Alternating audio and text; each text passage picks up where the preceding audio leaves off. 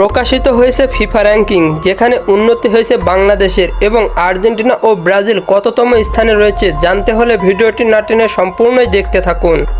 Football বিশ্বের উত্তেজনাপূর্ণ এই মার্চের উইন্ডোতে খেলা হয়েছে একের পর এক গুরুত্বপূর্ণ ম্যাচ, আর সেই ম্যাচগুলোতেই ফলাফল নিয়ে এসেছে ফিফা র্যাঙ্কিংয়ের বড়সড় পরিবর্তন।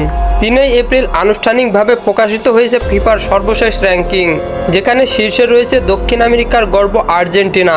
2টি ম্যাচ খেলেছে লিওনেল স্ক্যালোনি শীর্ষরা, আর দুটিতেই পেয়েছে জয়। নিজেদের রাজকীয় পারফরমেন্স দিয়ে তারা ধরে রেখেছে প্রথম স্থান, যেন র্যাঙ্কিংয়ে চূড়াতেই ফুটেছে নীল সাদা বিজয়ের আলোকছটা। অন্যদিকে ব্রাজিল জাতীয় দল একদিকে যেমন জয় পেয়েছে কলম্বিয়ার বিপক্ষে, তেমনই অন্য ম্যাচে হেরেছে আর্জেন্টিনার বিপক্ষে। ফলে তাদের র্যাঙ্কিংয়ে উন্নতি হয়নি, স্থির থেকেছে আগের 5ম স্থানে। ফুটবলের চিরপ্রতিদ্বন্দ্বী দুই দেশের এই ভিন্ন রূপ ফুটবল প্রেমীদের মধ্যে তৈরি করেছে আলোচনার ঢেউ।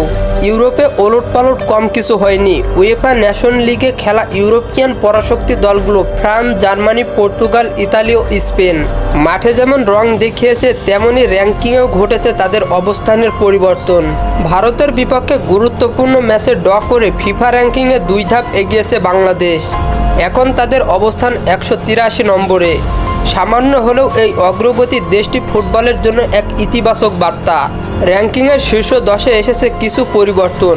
নতুন তালিকায় যে দেশগুলো রয়েছে: 1 নম্বরে আর্জেন্টিনা, 2 নম্বরে স্পেন, 3 নম্বরে ফ্রান্স, 4 নম্বরে ইংল্যান্ড, 5 নম্বরে ব্রাজিল, 6 নম্বরে নেদারল্যান্ড, 7 নম্বরে পর্তুগাল, 8 নম্বরে বেলজিয়াম, 9 নম্বরে ইতালি এবং 10 নম্বরে জার্মানি। আর্জেন্টিনা যেখানে দৃঢ়ভাবে শীর্ষে, সেখানে ইউরোপীয় দলগুলো নিজেদের অবস্থান ধরে রাখার সংগ্রামে ব্যস্ত।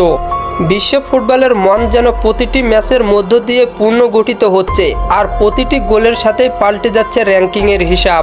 তো বন্ধুরা, ফিফা র্যাঙ্কিংয়ে বাংলাদেশের এমন উন্নতি এবং আর্জেন্টিনার শীর্ষে থাকা অবস্থান কার কার ভালো লেগেছে তারা অবশ্যই কমেন্ট বক্সে জানাতে ভুলবেন না। আর হ্যাঁ, ফুটবলের সকল নিউজ এবং আপডেটস পেতে আমার চ্যানেলটি সাবস্ক্রাইব করে পাশেই থাকবেন। ধন্যবাদ সবাইকে।